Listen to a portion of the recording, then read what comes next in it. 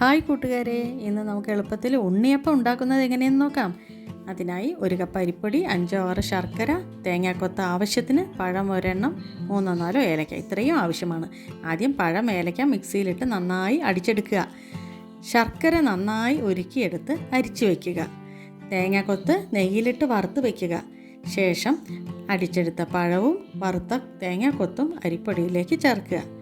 ഇതിലേക്ക് ഉരുക്കി വച്ചിരിക്കുന്ന ശർക്കര പാനീയം ചേർത്ത് നന്നായി മിക്സ് ചെയ്യുക. ഒരു ഉണ്ണിയപ്പക്കല്ല് അടുപ്പിൽ വെച്ച് ചൂടാക്കി നെയ്യോ റിഫൈൻഡ് ഓയിലോ ഒഴിച്ച് എണ്ണ ചൂടാവുമ്പോൾ റെഡിയാക്കി വെച്ച മാവ് ഓരോ കുഴിയിലേക്കും പതുക്കെ ഒഴിക്കുക. 1 മിനിറ്റ് വെന്തതിന് ശേഷം മെല്ലെ മറിച്ചിടാം. 2 പുറവും ഗോൾഡൻ ബ്രൗൺ നിറമാവുമ്പോൾ കുത്തിയെടുക്കാം. നല്ല സ്വാദുള്ള ഉണ്ണിയപ്പം റെഡി. എല്ലാവരും ഒന്ന് ട്രൈ ചെയ്യണേ. സൂപ്പർ ടേസ്റ്റാണ് കേട്ടോ.